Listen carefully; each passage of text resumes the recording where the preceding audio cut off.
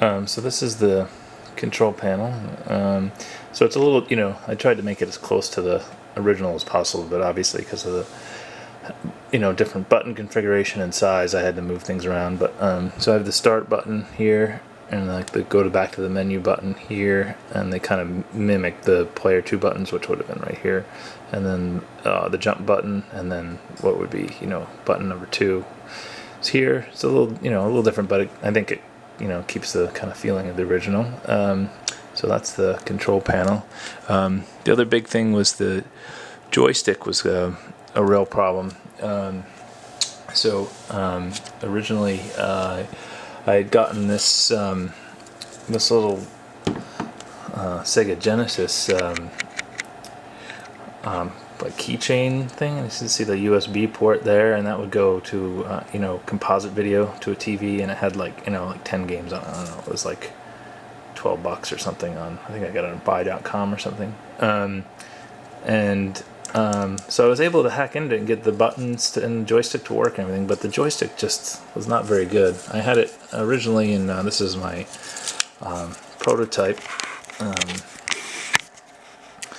here, and I had it so it would fit in there. And this, I was thinking about just actually kind of using this even for the CP because it had enough buttons on it,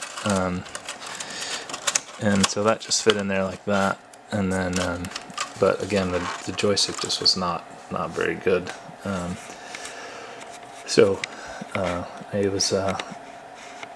was able to find this joystick on DigiKey. I don't know if you can see that, but it's really small. It actually has a nice actuation. It's like smaller than the width of my thumb. It has 4 contacts for the 4 directions and the common in the middle there, and it's a pretty nice little joystick, and I think it was like $12 or something.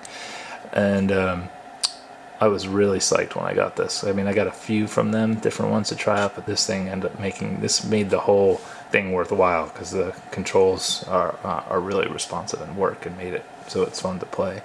So that's that. And just to give you another idea of what the scale was on this, there's the little, here we have, everybody's familiar with one of these. This is just an IL, micro switch push button that most of us have used if you build a control panel for Mame or anything, or any arcade control panel or fighter stick or anything. But to give you an idea, so this button is almost the whole width of the control panel. If you can see, if I can zoom in a little bit there. So yeah, you can see what the scale of that is. So if we had one of these on the control panel, it would take up a third or half of the control panel. Let's see, we can see if we can play another game. Let's play Miss Pac-Man's good. Let's try that. I'm not very good at Miss Pac-Man, but oh,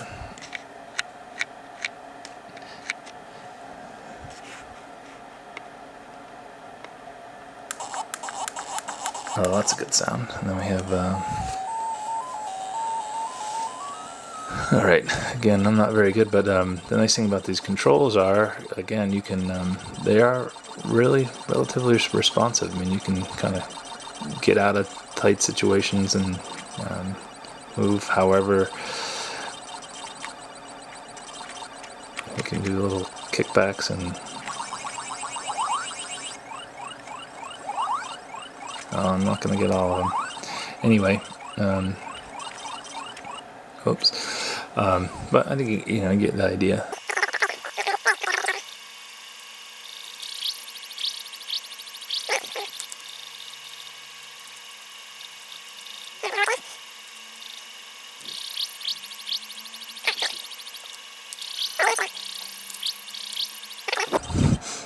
So anyway, there you go. There's one board. But the last thing I wanted to show you was kind of the inside. So I think we'll take a look at the back there.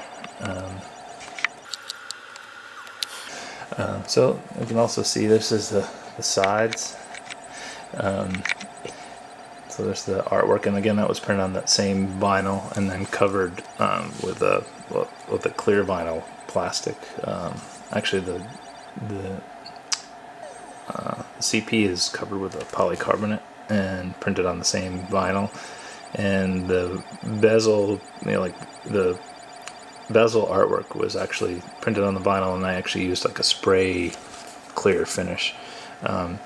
So in the back there's, if you can see, there's 4 hex screws in there that are 2 there and 2 there, and then you just take an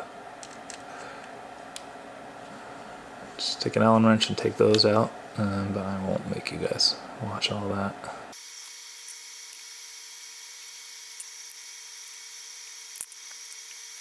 And I wanted to make it so that you could take it apart, get to stuff, especially the all of the information, all the ROMs and the emulators are all on a little SD card in there, and I need to be able to get to that. So this just sits in, and so there's like 2 sections. So here you can also see the marquee lights, and then if you look closely, there is a 15-pin kind of connector, and I'll zoom in so we can see that a little bit better. So that's the connector, and so in there we have all the buttons and the joystick and all that stuff is wired to there, and then I can take this apart if I want to get to more fine-tuned stuff there. And then here I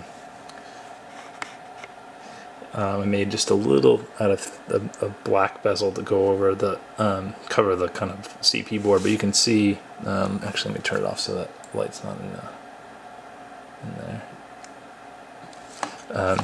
So you can see these are the LEDs that light up the marquee. This is the bezel, and then this is the actual board that went inside of here, inside of the Wiz there. And then so I don't know if you can see there's the, that's the D-pad that was hacked, and underneath there is the other buttons. And then this is I had hacked into that. I don't know what they call it, but that's their proprietary pin that has all the information and stuff in it. And then on this side, and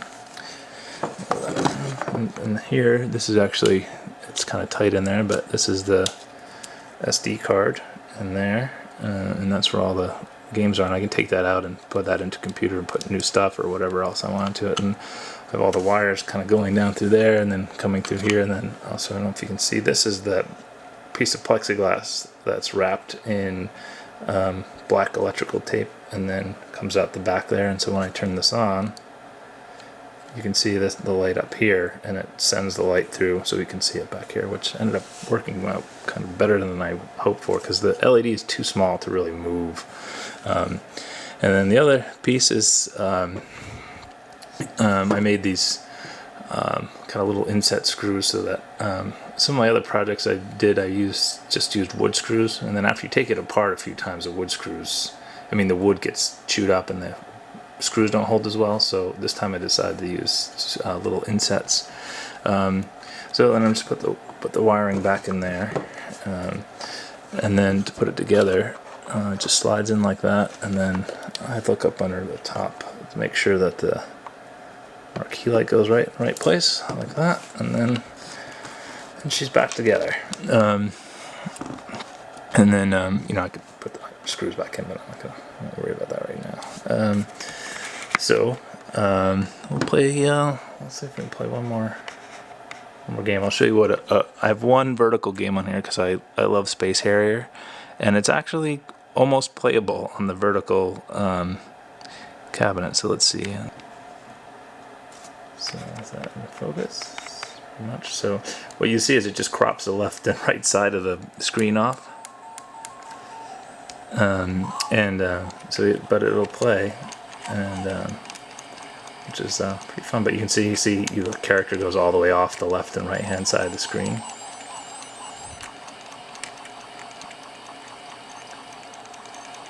And again, this is the analog game, but you can get Right now you can see I can get the corners if I'm pushing really hard.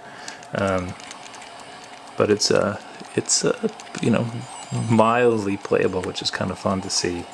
I might try to see if there's any other horizontal games that are, you know, that you could stick in there. But that's about it. So just to give you kind of one final look at it, we'll zoom out and take a look and get a little bit lighter. But again, that's it. That's the mini Donkey Kong cabinet, and so that's it. Cheers.